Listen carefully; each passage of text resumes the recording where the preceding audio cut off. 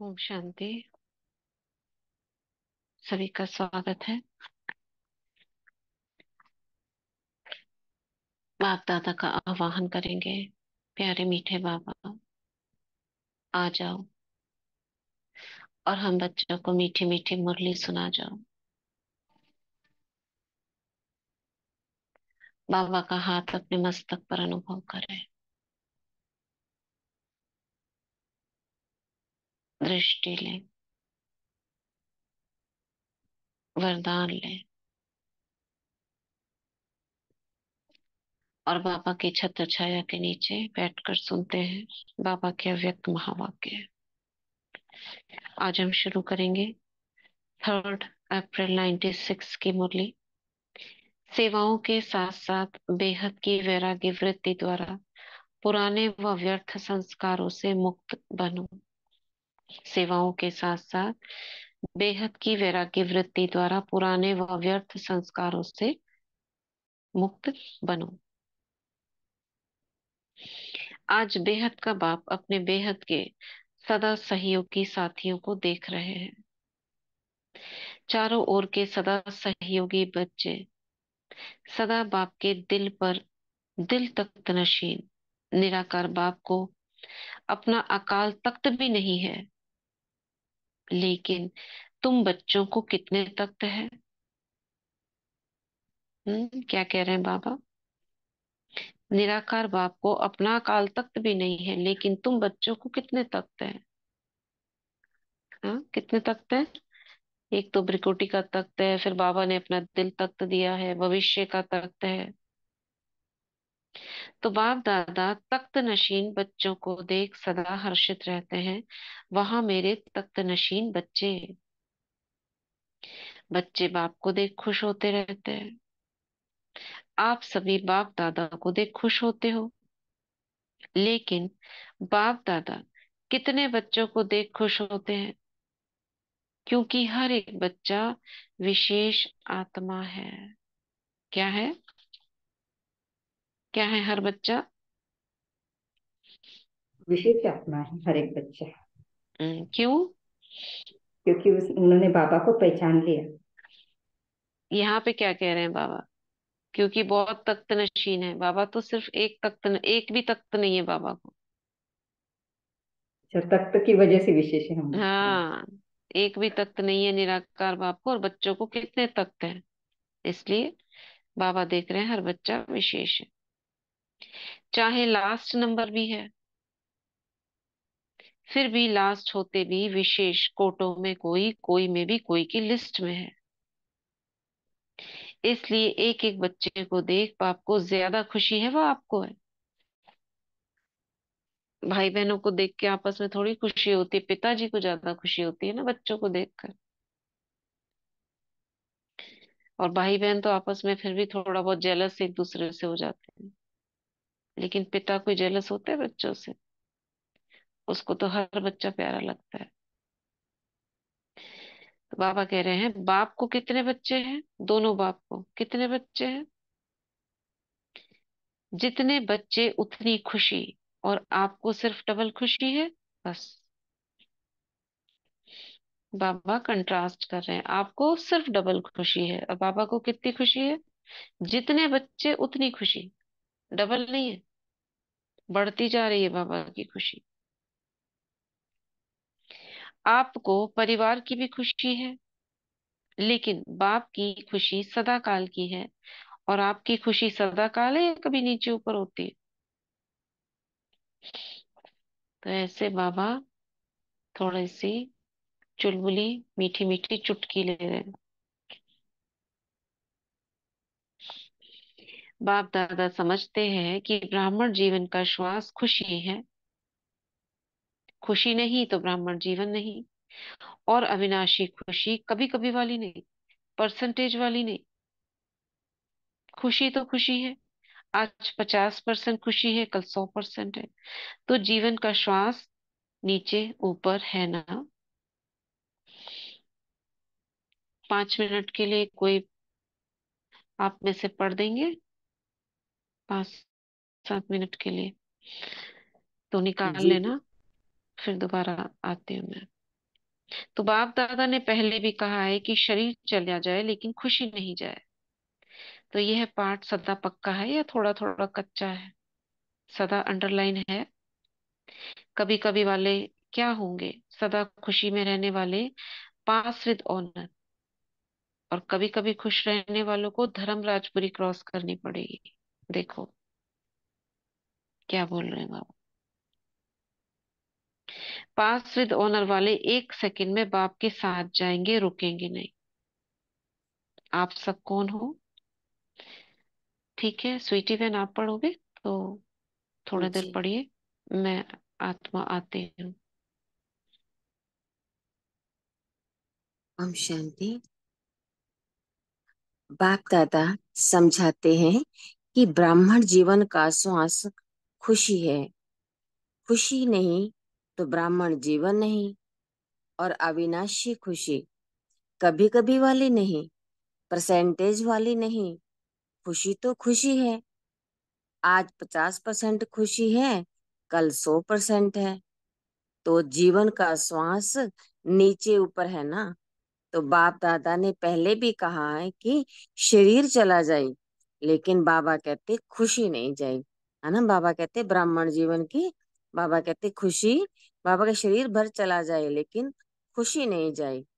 तो यह पाठ सदा पक्का है, यह थोड़ा थोड़ा कच्चा है। सदा अंडरलाइन है। कभी कभी वाले क्यों होंगे? सदा खुशी में रहने वाले पास विद ऑनर, और कभी कभी खुशी में रहने वालों को धर्मराजपुरी पास करनी पड़ेगी। वे बाबा कहते जो सदा खुश रहते हैं, बाबा कहते वो तो पास विद ऑनर है। वे पास विद ऑनर है तो लास्ट समय में भी बाबा भी उनको सलाम करेगा कि ऐसी आत्माएं हैं जो पास विद ऑनर हैं। और बाबा कहते जो दूसरी आत्माएं हैं जो कभी कभी खुशी वाले होते हैं, बाबा कहते हैं उनको धर्मराजपुरी पास करनी पड़ेगी। पास विद ऑनर वाले 1 सेकंड में बाप के साथ जाएंगे। बस 1 सेकंड लगेगा, ऐसे सलामी भरेंगे, बाप के साथ जाएंगे सारे। रुकेंगे नहीं, मना धर्मराज के सामने ऐसे रुकेंगे नहीं, हिसाब किताब देने के लिए रुकेंगे नहीं। तो आप सब कौन हो? बाबा पूछ रहे हैं बच्चों से कि आप पास विद ऑनर वाले हो, सदा सदा खुश रहने वाले हो, या कभी कभी वाले हो? कौन हो? साथ चलने वाले या रुकने वाले? माना बाबा के साथ चलने वाले या रुकने वाले? साथ चलने वाले। ऐसा चार्ट है। बाबा फिर क्वेश्चन कर रहे हैं कि अगर फिर साथ चलने वाले हो तो ऐसा चार्ट भी है, क्योंकि विशेष डायमंड जुबली के वर्ष में बाप दादा की हर एक बच्चे के प्रति क्या शुभ आशा है, वह तो जानते हो ना। बाप दादा ने सभी बच्चों का चार्ट देखा। उसमें क्या देखा कि वर्तमान समय के प्रमाण एक बात का विशेष और अटेंशन चाहिए। बाबा ने जो चार्ट देखा तो बाबा ने उसमें क्या देखा कि बच्चों को एक बात का विशेष अटेंशन चाहिए। बाबा कहते जैसे सेवा में बहुत उमंग उत्साह से आगे बढ़ रहे हो और डायमंड जुबली में विशेष सेवा का उमंग उत्साह है, इसमें पास हो। ये चार्ट बाबा ने देखा ना, तो सेवा का बाबा कहते इसमें तो पास हो। हर एक यथाशक्ति सेवा कर रहे हैं और करते रहेंगे, लेकिन अब विशेष क्या चाहिए? बाबा कहते समय समीप है, तो समय की समीपता के अनुसार अब कौन सी लहर होनी चाहिए? बाबा ने कहा वैराग्य की। कौन सा वैराग्य? हद का या बेहद का? है ना, बाबा कहते सेवा कर रहे वो तो ठीक है, लेकिन बाबा कहते बाबा ने चार्ट में देखा कि बाबा कहते सेवा का जैसे उमंग उत्साह है, ऐसे बाबा कहते विषमय को देखते हुए, तो बाबा कहते वैराग्य, वैराग्य की लहर होनी चाहिए। और वो भी कौन सा? हद का या बेहद का? जितना सेवा का उमंग उत्साह है, उतना समय की आवश्यकता प्रमाण सब स्थिति में बेहद का वैराग्य कहाँ तक है ना। जैसे समय समीप आ गया है ना, जैसे अब चारों तरफ दिखाई दे रहा है, तो बाबा कहते इस समय के प्रमाण अब वैराग्य कहाँ तक है, वो भी बेहद का। क्योंकि आपके सेवा की सफलता है जल्दी से जल्दी प्रजा तैयार हो जाए, इसलिए सेवा करते हो ना। तो जब तक आप निमित्त आत्माओं में बेहद की वैराग्य वृत्ति नहीं है, तो अन्य आत्माओं में भी वैराग्य वृत्ति नहीं आ सकती। और जब तक वैराग्य वृत्ति नहीं होगी, तो जो चाहते हो कि बाप का परिचय सबको मिले, वह नहीं मिल सकता, है ना। बाबा कहते पहले आप में खुद में बेहद की वैराग्य वृत्ति आए। बाबा कहते फिर आप जो प्रजा बनानी है, मन प्रजा मन कि कोई ऐसा ना रहे जिसे बाबा का संदेश नहीं मिले। तो बाबा कहते कि सबको संदेश देना है ना, तो वही तो अब लास्ट में वही प्रजा बनेगी। तो बाबा कहते पहले आप में हो बेहद की वैराग्य वृत्ति। बेहद का वैराग्य सदा काल का वैराग्य है। अगर समय प्रमाण व सरगम स्टांसेज प्रमाण वैराग्य आता है, तो समय नंबर 1 हो गया और आप नंबर 2 हो गए। बेमाना कि हमें कोई समय सिखाए, मतलब कि टाइम, जैसे कोई होता है ना कि जैसे आपा कहते हैं ना कि हमने ये चीज छोड़नी है ना। तो बाबा कहते एक तो आप ये सोच रहे हो कि ये श्रीमत है, कि श्रीमत के अनुसार हमें ये नहीं लेनी है। एक होता है समय छुड़वाता है कि हम खा ही नहीं सकते, हम ये कर ही नहीं सकते। तो बाबा कहते अगर समय, वो तो फिर समय आ गया ना, समय के अनुसार अब हम तो कर ही नहीं सकते ये वाला। तो बाबा कहते कि वो तो फिर नंबर 1 हो गया और आप नंबर 2 हो गए। आप नंबर 2 हो गई। परिस्थिति या समय के वैराग्य दिलाया, परिस्थिति खत्म, समय पास हो गया, तो वैराग्य पास हो गया, है ना। बाबा कहते कोई परिस्थिति आई उसके अनुसार हम बदले, है ना, कोई चीज को बदला, तो बाबा कहते वो तो फिर समय पास हो गया, तो वैराग्य पास हो गया। तो उसको क्या कहेंगे, बेहद का वैराग्य या हद का वैराग्य। तो अभी बेहद का वैराग्य चाहिए। अगर वैराग्य खंडित हो जाता है, तो उसका मुख्य कारण है देह भान। जब तक देह भान का वैराग्य नहीं, तब तक कोई भी बात का वैराग्य सदा काल नहीं होता है। सबसे पहले, सबसे ज्यादा मोह किस में होता है, देह में होता है। तो बाबा कहते सबसे पहले इसका मुख्य कारण ही है वैराग्य न आने का। बाबा कहते देह भान, जब तक देह भान से वैराग्य नहीं, तब तक कोई भी बात का वैराग्य सदा काल नहीं होता है, अल्पकाल का होता है। संबंध से वैराग्य, यह बड़ी बात नहीं है। वह तो दुनिया में भी कईयों को दिल से वैराग्य आ जाता है, लेकिन यहाँ देह भान से जो भिन्न भिन्न रूप हैं, उन भिन्न भिन्न रूपों को तो जानते हो ना। कितने देह भान के रूप हैं, उसका विस्तार तो जानते हो ना। लेकिन इस अनेक देह भान के रूपों को जानकर बेहद के वैराग्य में रहना।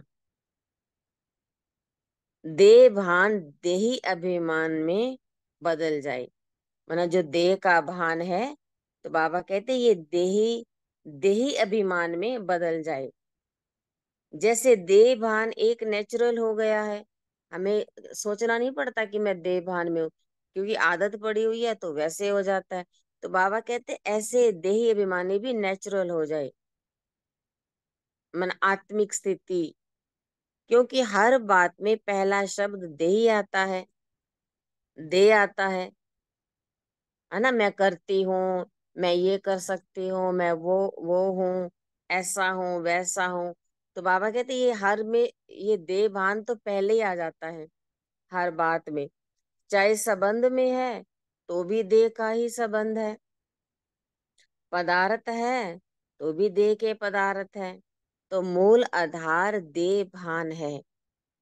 जब तक किसी भी रूप में देह भान है, तो वैराग्य वृत्ति नहीं हो सकती। और बाप दादा ने देखा कि वर्तमान समय जो देह भान का विघन है उसका कारण है देह के जो पुराने संस्कार हैं उससे वैराग्य नहीं है। है ना, बाबा कहते जो देह भान के पुराने संस्कार है, पुरानी आदतें संस्कार, जैसे कहते हैं ना ये तो मेरी आदत है, ऐसा संस्कार है, बाबा कहते उससे वैराग्य नहीं है। तो बाबा कहते पहले फिर देह के पुराने संस्कारों से वैराग्य चाहिए। संस्कार स्थिति से नीचे ले आते हैं।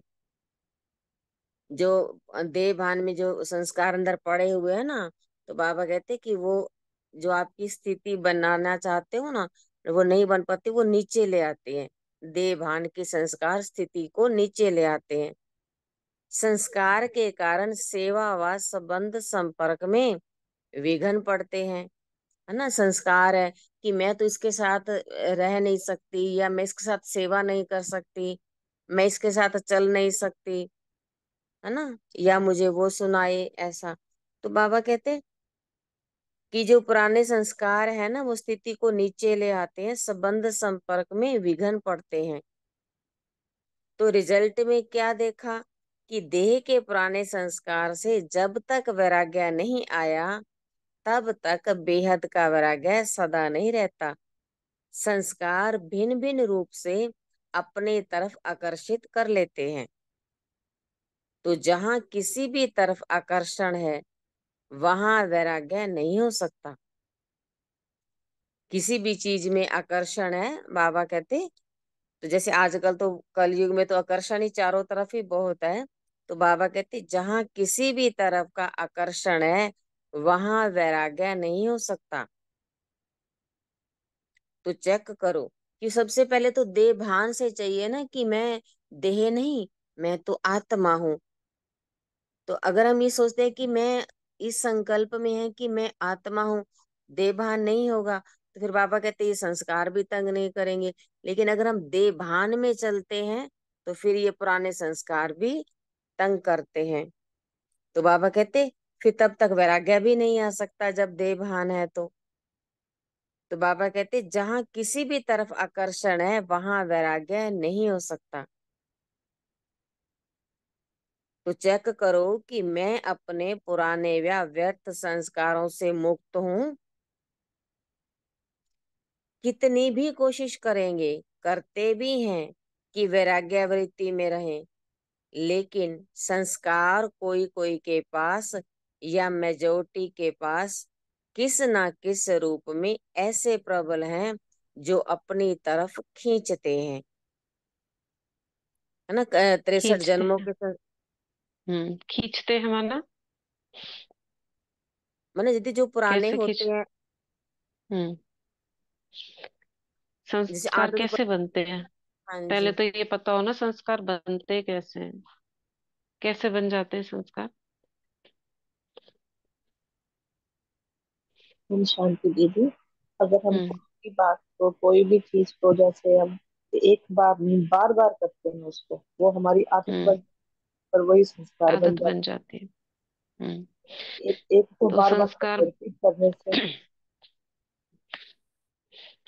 आदतें या कोई बार बार चीज करना, ये क्या होता है, सबकॉन्शियस माइंड इसका सीधा सीधा, अगर दूसरी भाषा में बोले, ये तो सिंपल भाषा बाबा समझाते हैं ना, संस्कार बन जाते हैं, मगर इसको अगर हम साइंटिफिक भाषा में कहें तो सबकॉन्शियस माइंड के अंदर चला जाता है। जो चीज सबकॉन्शियस माइंड के अंदर जाकर फिर और अंदर गहरे चली जाती है, जैसे आप अंदर चीज डाल दी मटके में तो धीरे धीरे धीरे धीरे तले में बैठ जाएगी ना वो चीज, ऊपर तैरेगी कितनी देर तैरेगी। अगर आपने तुरंत निकाल लिया हाथ डालकर, जैसे कोई गंदगी है, बर्तन गंदा हुआ, तो आप क्या करते, तुरंत तुरंत साफ कर दिया तो बिना साबुन के भी साफ हो जाता है वो, होता है ना। लेकिन अगर आपने उसे छोड़ दिया तो वो जम जाता है। ऐसे ही संस्कार, कोई आदत अगर आपने आज पढ़ी आदत, कल पढ़ी आदत, सपोज आदत पड़ गई, अगर चेक करा और आपने चेंज कर दिया तो वो आदत अंदर गहराई में नहीं जाएगी। लेकिन आप करते रहे, चेक ही नहीं करा, छोड़ दिया, तो वो आदत जम जाएगी। उसे कहेंगे संस्कार बन गया।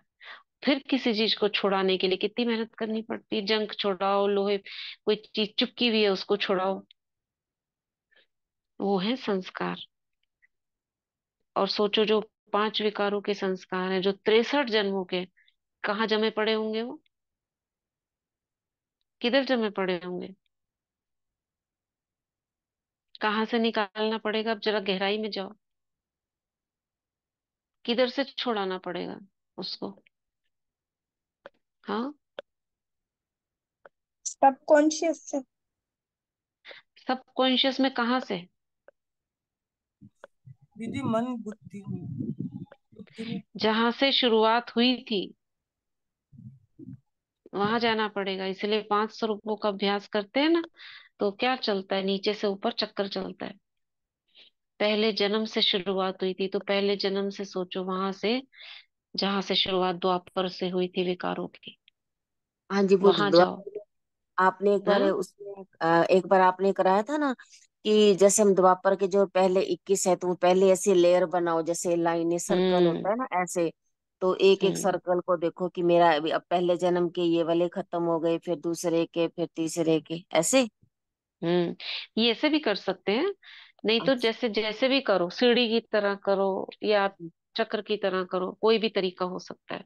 ये तो सबको पता नहीं होगा ना। लेकिन जब हम नीचे से ऊपर, ऊपर से नीचे अपने जन्मों को देखते हैं, ऑटोमेटिकली वो नीचे ऊपर होता है। और जैसे ये ऊपर आता है और आप बाबा की किरणें पड़ती है, वो खत्म होता है।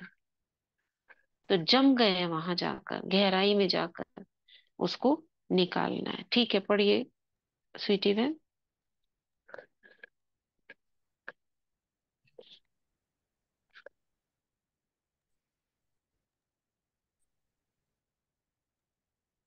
पढ़िए। हाँ जी दीदी, तो बंद कर दिया था ना एक बार से। कोई बात नहीं, पढ़िए। हाँ जी, हाँ जी।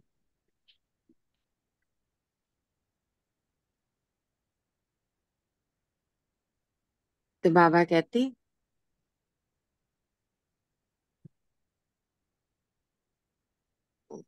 निकाल रहे हो। तो बाबा हम्म। कहते तो पहले पुराने संस्कार से वैराग्य। संस्कार ना चाहते भी इमर्ज हो जाते हैं, क्यों? चाहते नहीं हो, लेकिन सूक्ष्म में संस्कारों को भस्म नहीं किया है। कहाँ ना कहाँ अंश मात्र रहे हुए हैं, छिपे हुए हैं। वह समय पर ना चाहते हुए भी इमर्ज हो जाते हैं। फिर कहते हैं चाहते तो नहीं थे, लेकिन क्या करें, हो गया, हो जाता है। यह कौन बोलता है? बाबा कहते कौन बोलता है? देह भान या देही अभिमान, है ना, जो कहते हैं मैं नहीं चाहते हो जाता है। तो बाबा कहते तो देह भान बोलता है ना, या देही अभिमानी। तो बाप दादा ने देखा कि संस्कारों से वैराग्य वृत्ति में कमजोरी है, खत्म किया है, लेकिन अंश भी नहीं हो ऐसा खत्म नहीं किया है। भी कुछ तो खत्म किया है, लेकिन बाबा कहते भी अंश भी नहीं हो ऐसा खत्म अभी नहीं किया है। और जहाँ अंश है तो वहां वंश होगा ही। आज अंश है, समय प्रमाण वंश का रूप ले लेता है, परवश कर देता है। कहने में तो सभी क्या कहते हैं कि जैसे बाप नॉलेजफुल है वैसे हम भी नॉलेजफुल हैं। लेकिन जब संस्कार का वार होता है तो नॉलेजफुल है या नॉलेजफुल है, क्या है? नॉलेजफुल माना हाँ हाँ जी, वो खींच क्या ले। हुआ? हाँ। खिले पूरा खिल खाली है। पुल, नॉलेज पुल। फुल की जगह बाबा ने पुल कर दिया। फुल कर दिया।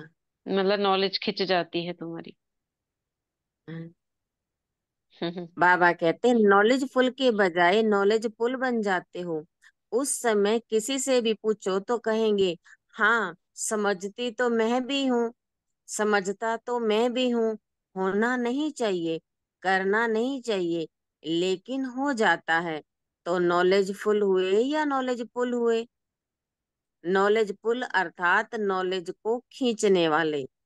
जो नॉलेजफुल है उसे कोई भी संस्कार संबंध पदार्थ वार नहीं कर सकता। बाबा कहते तो डायमंड जुबली मना रहे हो, डायमंड जुबली का अर्थ है डायमंड बनना। वे डायमंड जुबली मनाने का उससे पहले बाबा कहते डायमंड बनना है खुद, अर्थात बेहद के वैरागी बनना।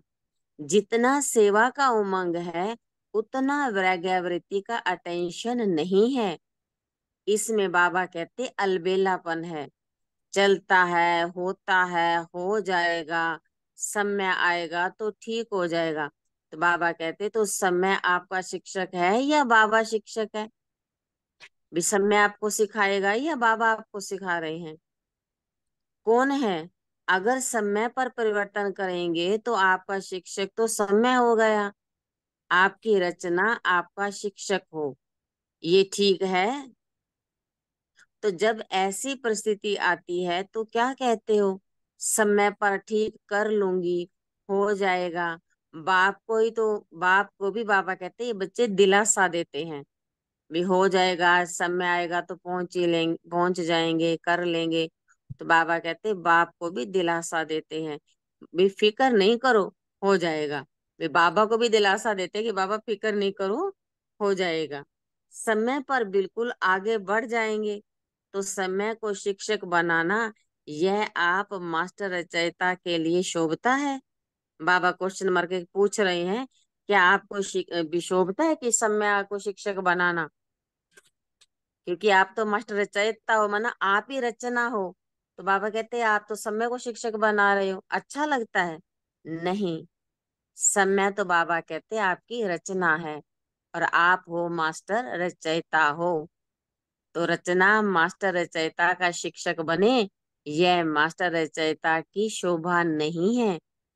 तो अभी जो बाप दादा ने समय दिया है उसमें वैराग्यवृत्ति को बाबा कहते इमर्ज करो, क्योंकि सेवा की खींचातान में वैराग्यवृत्ति खत्म हो जाती है। वैसे सेवा में खुशी भी मिलती है, शक्ति भी मिलती है और प्रत्यक्ष फल भी मिलता है, लेकिन बेहद का वैराग्य खत्म भी सेवा में ही होता है। इसलिए अब अपने अंदर इस वैराग्यवृत्ति को जगाओ। कल्प पहले भी बने तो आप ही थे कि और थे? बाबा पूछ रहे हैं कि कल्प पहले भी तो आपने वैराग्यवृत्ति पर, बाबा कहते हैं इस वैराग्यवृत्ति को पहले भी तो जगाया था, विकल्प पहले भी तो आप ही बने थे, आप ही है ना। सिर्फ मर्ज है, उसको इमर्ज करो। जैसे सेवा के प्लान को प्रैक्टिकल में इमर्ज करते हो तब सफलता मिलती है ना, ऐसे अभी बेहद के वैराग्यवृत्ति को बाबा कहते इमर्ज करो। चाहे कितने भी साधन प्राप्त हैं, और साधन तो आपको दिन प्रतिदिन ज्यादा ही मिलने वाले हैं, लेकिन बेहद की वैराग्यवृत्ति की साधना मर्ज नहीं हो, इमर्ज हो। इस इमर्ज अंदर तो कैसे कितने करेंगे? इमर्ज कैसे करेंगे? बेहद की वैराग्यवृत्ति को इमर्ज कैसे करेंगे? इमर्ज करो ना, बाबा ने कहा ना, बेहद की वैराग्य वृत्ति की साधना मर्ज नहीं हो, इमर्ज हो। मना याद करो, कल्प पहले भी हम ही बने हैं, तो अब भी हमें ही बनना है। तो बाबा वैराग्य वैराग्य वैराग्य दीदी वैराग्य का बाबा मतलब क्या? बोलते हैं ना कि साधन चेहरा से चेहरा चलन में व्यवहार में दिखाओ। दीदी बाबा जो मुरलियों में वाक्य संबंध बताते संपर्क हैं, में बाबा जो हम्म मुरलियों में न्यारे और बताते। अच्छा कोई बात नहीं, एक एक करके बोलिए। ज्योति बहन बताइए। न्यारे हाँ और पहले दीदी, बाबा जो मुरलियों में बताते हैं तो उससे हमें बाबा हर बार रोज की मुरली में यही बात बोलते कि आपको ये छीछी दुनिया अब खत्म होने वाली है। और बाबा हमें हम्म स्वर्ग का भी सुंदर सुंदर सीन दिखाते हैं कि अब यहाँ से बुद्धि हटा के हमें वहां लगानी है, इस दुनिया में कुछ नहीं रखा। तो बाबा ऐसे जब जब हम मुरली वाक्य पढ़ते हैं तो इस दुनिया से वैराग्य आने लगता है। हाँ, तो इस तरह के जो वैराग्य है उसका प्रैक्टिकल स्वरूप क्या दिखाई देना चाहिए? किसी चीजों में लगाव नहीं। जैसे क्या होता है ना, हम रहते रहते ब्राह्मण परिवार में, लेकिन हमारी आसक्तियां कहाँ खत्म होती है? वाइट ड्रेस तो पहन लेते हैं, लेकिन भोजन में आसक्ति, घूमने फिरने में आसक्ति नहीं है। मतलब उसमें चले जाते हैं, बातों से आसक्ति खत्म नहीं होती है, मर्ज हो जाता है वो। कहते तो हैं जाना है, घर जाना है, लेकिन घर जाना है, लेकिन संबंधों में घूमते रहते हैं। वो इमर्ज रखनी है।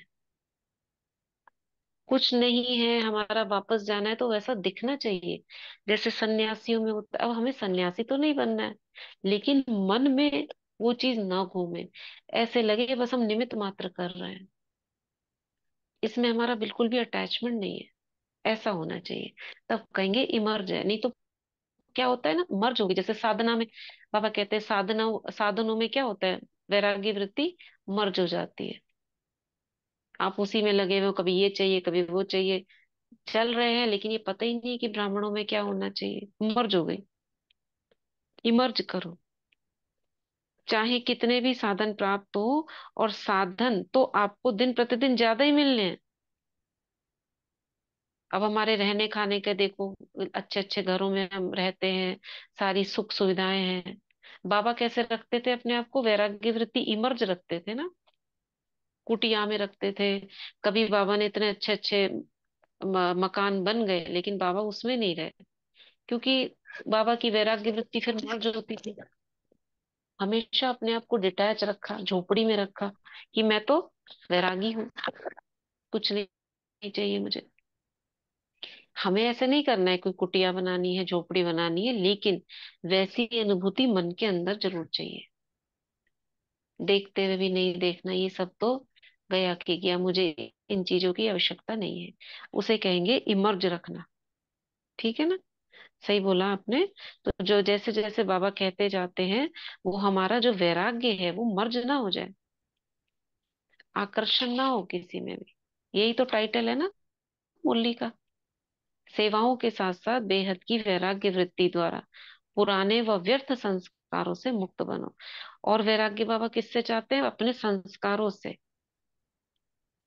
आदतों से, उनसे भी वैराग्य हो जाए, कुछ अच्छा ना लगे, ये विकारों से छी लगने लगे, ऐसा वैराग्य बाबा कहते हैं चाहिए। ठीक है, पढ़िए। ओम शांति। बाबा आगे कहते हैं, साधन और साधना का बैलेंस, क्योंकि आगे चल के प्रकृति आपकी दासी होगी। बाबा कहते हैं साधन भी है, लेकिन साधन साधन होते हुए भी बाबा कहते हैं साधना भी वैसे चले, साधन और साधना दोनों का बैलेंस हो। भी कितने भी साधन हो, लेकिन आपकी साधना दोनों वो भी साथ साथ हो, दोनों का बैलेंस हो। क्योंकि आगे चल करके प्रकृति आपकी दासी होगी, सत्कार मिलेगा, सम्मान मिलेगा, लेकिन सब कुछ होते वैराग्यावृत्ति कम नहीं हो। तो बेहद के वैराग्यावृत्ति का वायुमंडल स्वयं में अनुभव करते हो कि सेवा में बिजी हो गए हो। जैसे दुनिया वालों को सेवा का प्रभाव दिखाई देता है ना, ऐसे बाबा कहते बेहद की वैराग्यावृत्ति का प्रभाव दिखाई दे।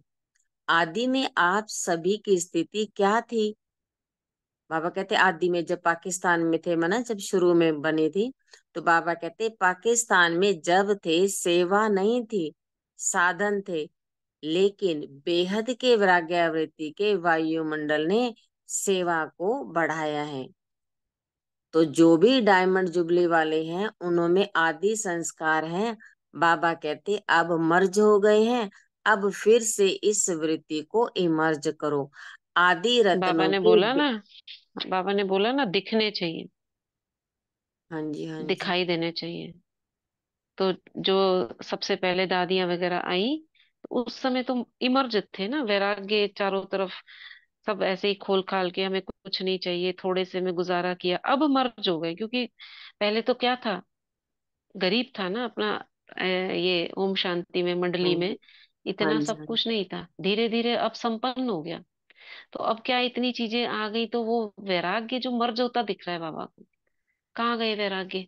अभी तो सब मस्ती में, सब गाड़ियों में ये सब चीजें लेके घूम रहे हैं, सेवा भी ऐसे ही कर रहे हैं माइक से, ये नहीं हो तो नहीं होगी।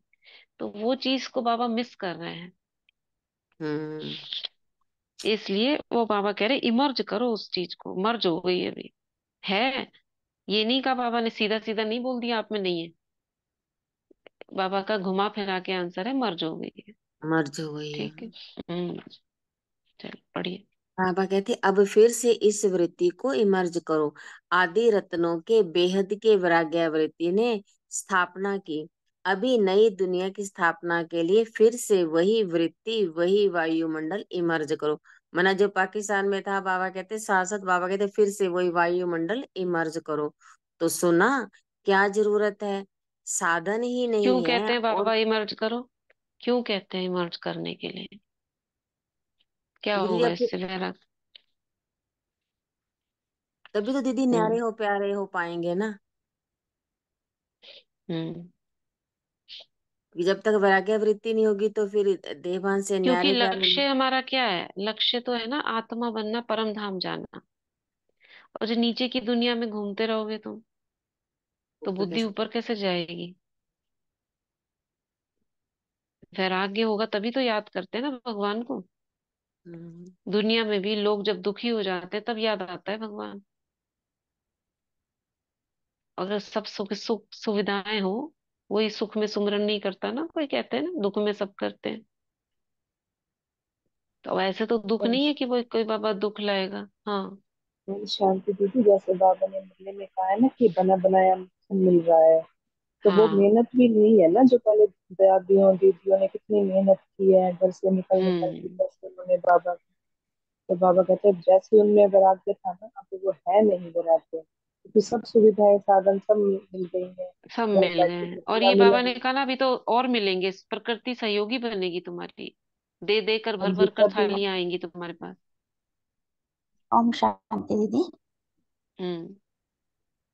हाँ, जैसे स्कूल में भी जैसे कोई जाने वाला होता है तो पहले से उसको तो पता चल हम्म। जाता है, तो वो सब चीज छोड़ देता है, मोबाइल है, टीवी है। जीने की मैंने इच्छा तो उसको रहता है ना, मेरे मेरा को क्या लड़का, करना है, मैं सब बांट दूं, सबको दे जाऊं, विल कर दूं। होता है ना। जी दीदी, पहले से उनको पता चल जाता है कि मैं तो जाने वाला हूँ, तो सारी चीजें वो मुक्त करता जाता है, मतलब उससे हम्म। वैरागी होता जाता है सारी तो ये चीजों से। इमर्ज रूप में दिखा ना उसका, ये है इमर्ज। बहुत अच्छा एग्जाम्पल। तो ये इमर्ज हो गया कि हाँ मुझे पता है मैं जाने वाला हूँ, तो मैं अपनी सब चीजें दूसरों को देना शुरू कर देंगे, बुला के वकील से विल कराएंगे। है जिंदा, लेकिन उसे पता है। तो ऐसा इमर्ज रूप में चाहिए हमको। कुछ भी ना रखे हम अपना, हमारे पास ऐसे नहीं इकट्ठे करे जा रही चीजें, इसका मतलब वैराग्य नहीं है। और ये क्यों चाहिए? क्योंकि फिर वो चीजें बाद में आप ही को परेशान करेंगी। इसलिए बाबा कहते हैं वैराग्य लाओ, इमर्ज करो। ऐसे नहीं है जबरदस्ती हमको कोई दुख आवे तब हम वैराग्य लाएं। ये सुख तो बाबा ने आपको ये इसका वो है, रिजल्ट है योग का। ये तो मिलना ही मिलना है। इसके पीछे हम वो भुला ना दे, पहले का समय, बचपन के दिन भुला ना देना। ठीक है, पढ़िए। बाबा कहते अभी नई दुनिया की स्थापना के लिए फिर से वही वृत्ति वही वायुमंडल इमर्ज करो। तो सुना, क्या जरूरत है, साधन ही नहीं है और कहो हमको तो वैराग्य है, तो कौन मानेगा। भी अगर कोई साधन ही नहीं है यूज करने के लिए, फिर कहो कि हमको वैराग्य है, तो कौन मानेगा।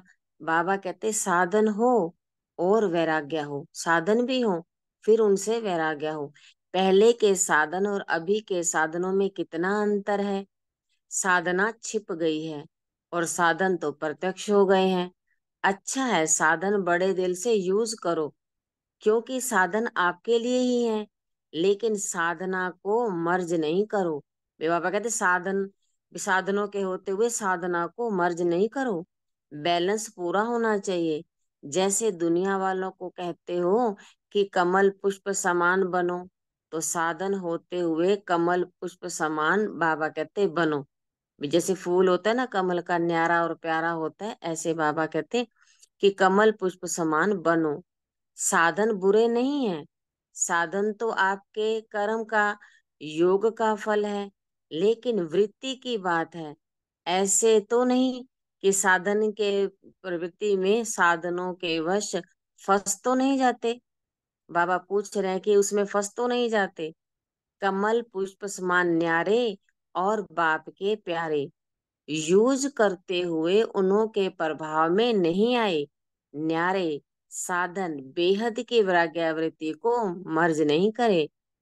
अभी विश्व अति में जा रही है, तो अभी आवश्यकता है सच्चे वैराग्यावृत्ति की। और वह वायुमंडल बनाने वाले बाबा कहते आप हो, पहले स्वयं में फिर विश्व में। तो डायमंड जुबली वाले क्या करेंगे? लहर फैलाएंगे ना। आप लोग तो अनुभवी हैं, शुरू का अनुभव है ना।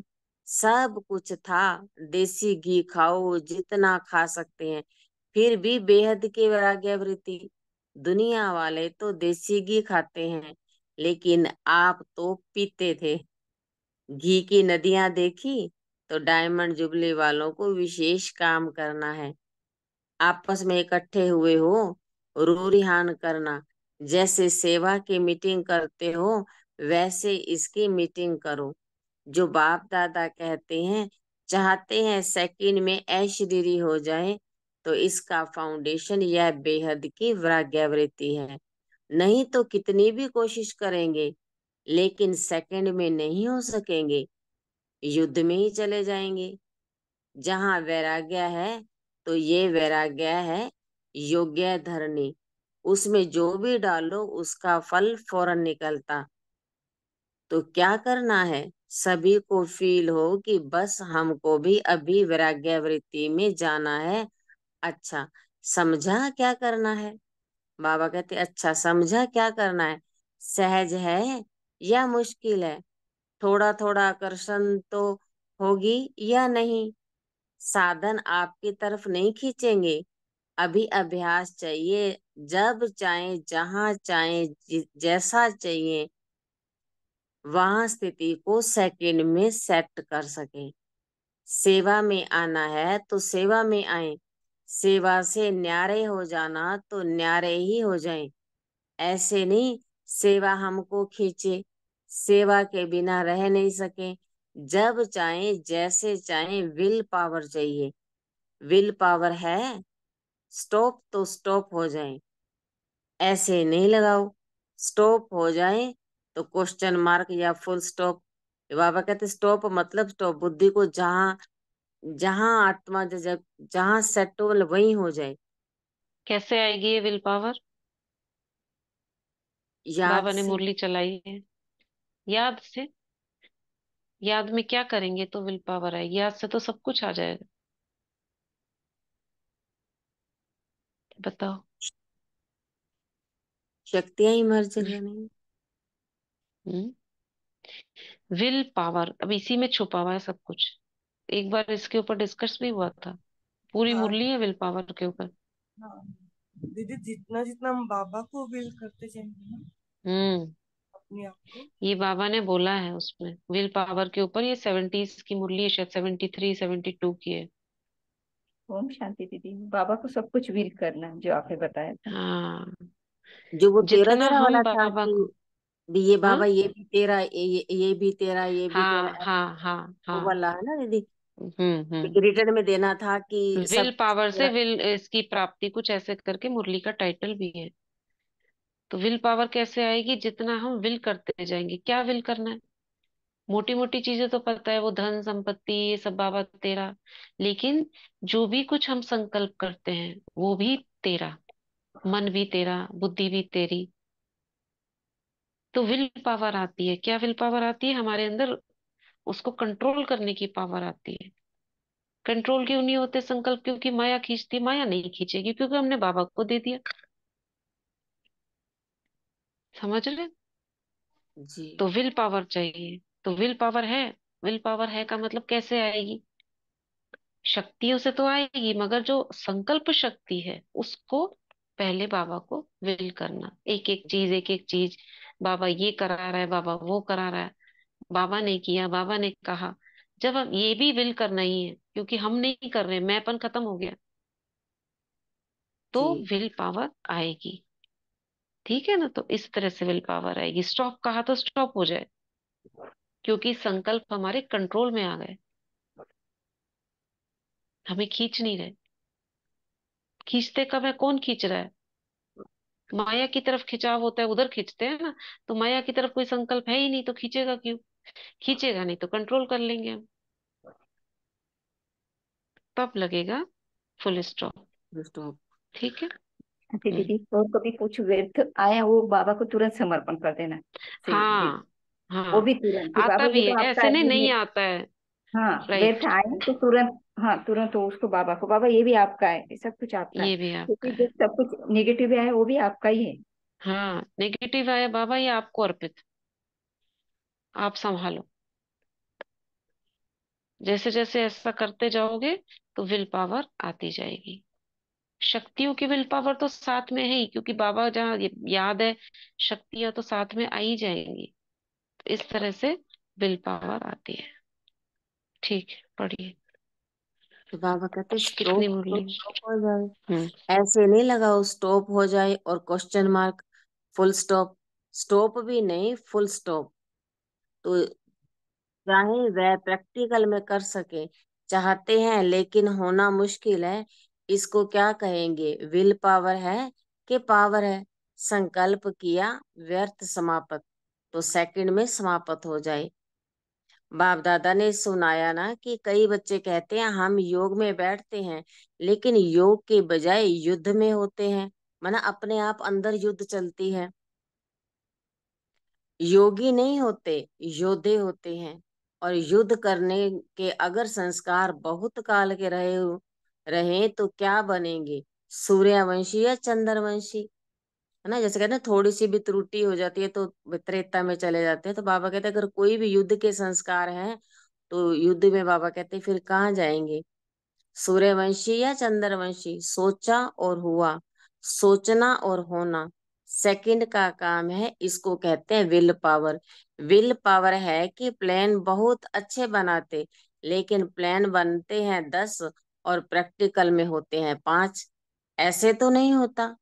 सोचते बहुत अच्छा है, यह करेंगे, यह होगा, यह होगा, लेकिन प्रैक्टिकल में अंतर पड़ जाता है। तो अभी ऐसी विल पावर हो, संकल्प किया और कर्म में प्रैक्टिकल में हुआ पड़ा है।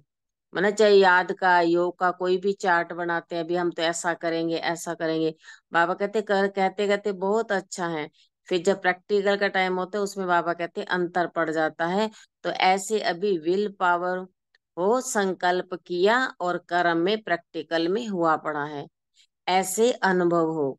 नहीं तो देखा जाता है अमृत वेले जब बाप से रू रिहान करते, बहुत अच्छी अच्छी बातें बोलते हैं, यह करेंगे, यह करेंगे, और जब रात होती है तो क्या रिजल्ट होती है? बाप को खुश बहुत करते हैं, बातें इतनी मीठी मीठी करते हैं, इतनी अच्छी अच्छी करते हैं, बाप भी खुश हो जाता है।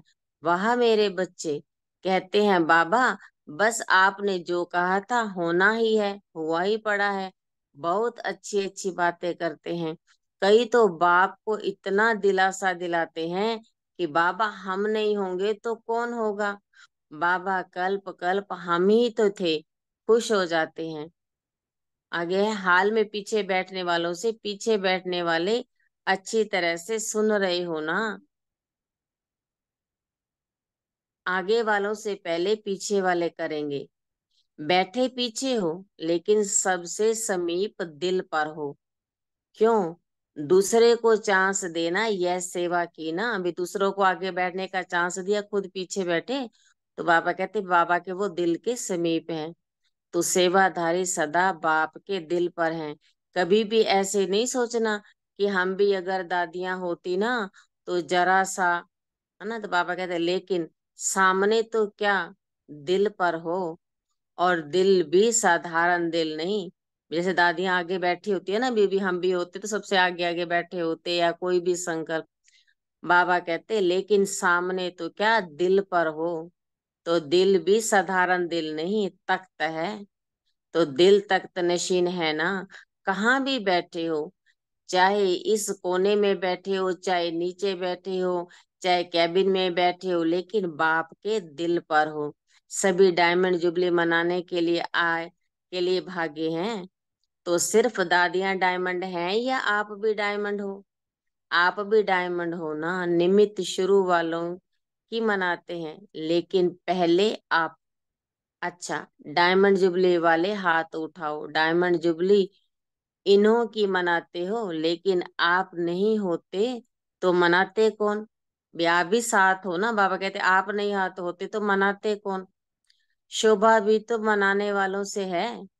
तो सभी को मनाने की खुशी है, क्योंकि समझते हैं कि इन्हों की डायमंड जुबली होना अर्थात हमारा नंबर आ ही गया। यह निस्वार्थ सेवाधारी हैं, इसलिए देख करके खुशी होती है, ईर्ष्या नहीं होती है कि क्यों इन्हों को मनाते हैं, हमारा क्यों नहीं। क्या ऐसा सोचते हो कि इन्हों का ही क्यों मनाया जाता है? सोचते हो? नहीं। बहुत खुशी है। यह आदि काल के रत्नों के त्याग का भाग्य है, जो किसको ईर्ष्या नहीं होती, खुशी होती है। तो हम शरीक होंगे ना, तो किसको ईर्ष्या भी होगी? क्यों, हम भी तो हैं, हम भी तो हैं। लेकिन ये इन्हों के त्याग का भाग्य है, इसलिए किसको ईर्ष्या नहीं होती। देखो, इन्हों के त्याग ने आप सबको लाया है ना। जो जो बड़े आदि रतन है, कितना त्याग किया उन्होंने। तो बाबा कहते उन्हों के त्याग ने आप सबको लाया है। अगर ये निमित्त नहीं बनते, फौरन में भी आदि रतन निमित्त बने, तब तो आप पैदा हुए। तो अच्छी तरह से ये तो बाबा ने बस ना महिमा की है, इसको छोड़ देते हैं। आदि रत्नों की महिमा, फिर हमारा। सभा को है, सभा की महिमा की है, लिफ्ट है, एक्स्ट्रा है यहाँ पे। मतलब मुरली ऐसे चल रही है, तो लास्ट का बस यहाँ से याद प्यार पढ़ दीजिए। आदि रत्नों को पदम गुणा बाप दादा की सर्व संबंधों से मुबारक हो, मुबारक हो। चारों ओर के तख्त नशीन श्रेष्ठ भाग्यवान आत्माएं, सदा बेहद के वैराग्य वृत्ति से वायुमंडल बनाने वाली विशेष आत्माएं, सदा अपने श्रेष्ठ विशेषताओं को कार्य में लगाने वाले विशेष आत्माएं, सदा एक बाप के साथ और श्रीमत के हाथ को अनुभव करने वाले समीप आत्माओं को बाप दादा का याद प्यार और नमस्ते। दादियों से बाबा कह रहे हैं सबसे ज्यादा दुआएं आपको मिलती हैं, क्योंकि निमित्त है। आज बहुत खुशी हो रही है कि 60 वर्ष आपकी पालना में बीते हैं। दादियां बोल रही हैं बाबा को। खुशी तो आपका श्वास है, आपकी खुशी कोई छीन नहीं सकता। कभी खुशी गुम होती है, चाहे कोई आदि रतन स्थापना है, कोई आदि रतन या कोई आदि रतन सेवा के स्थापना के, दोनों का अपना अपना महत्व है। ये स्थापना के आदि रतन, वे सेवा के आदि रतन। आपने स्थापना की, लेकिन सेवा की वृद्धि तो इन्होंने की। जो बाद कपूर आया ना, दादियों के बाद जो नेक्स्ट आत्माएं आई, वो सेवा के आदि रतन है। तो दोनों की बाबा महिमा कर रहे हैं। अच्छा, तो ऐसे बाबा ने सबको याद प्यार दी और विशेष शिक्षा क्या दी इसमें। क्या करना है?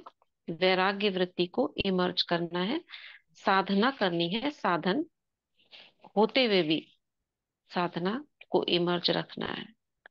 ऐसे ये लास्ट मुरली थी 96 की, अब 97 शुरू होगा। ठीक है, तो कल एक बार रिवाइज करें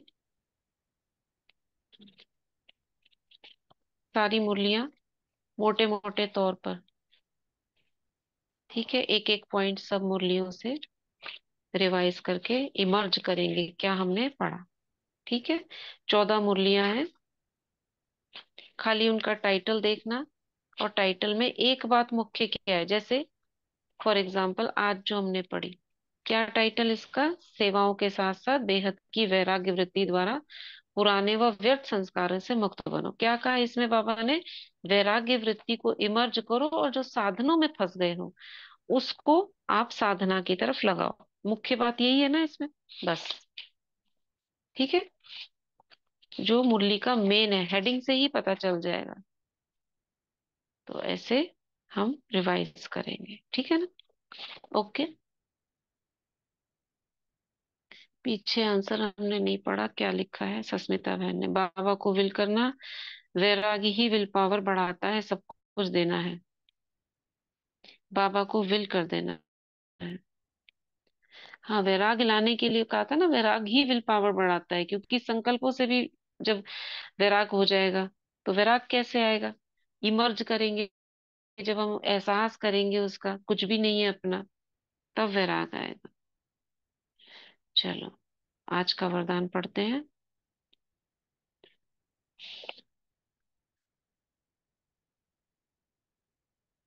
क्या है आज का वरदान? ओम शांति दीदी। पढ़े दीदी? पढ़िए पढ़िए पढ़िए। बाबा का वरदानी हाथ हम सब अपने सर पे अनुभव करेंगे और बाबा से आज का वरदान लेंगे। निर्बल से बलवान बन, असंभव को संभव करने वाली हिम्मतवान आत्मा भव। निर्बल से बलवान बन, असंभव को संभव करने वाली हिम्मतवान आत्मा भव। हिम्मते बच्चे, मददे बाप।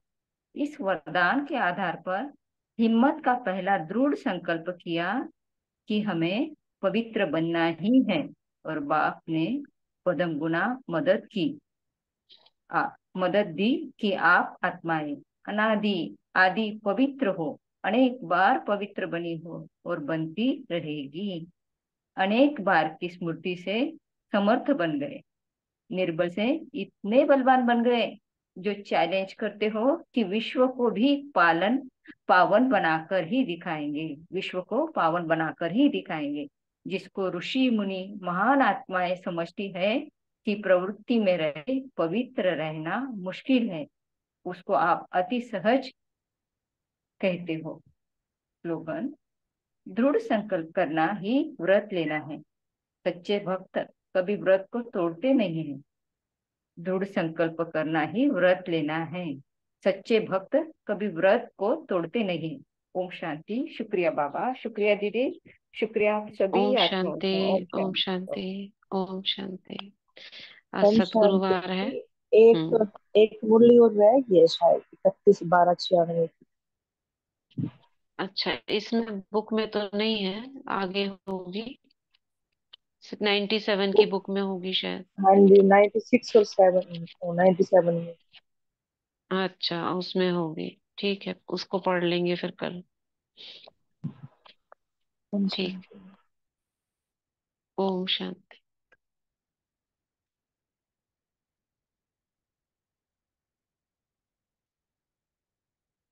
ओम शांति। ओम शांति दीदी, शुक्रिया दीदी, शुक्रिया। ओम ओम शांति। शांति। ओम शांति। ओम शांति ओम दीदी। शांति। ओम शांति। ओम शांति।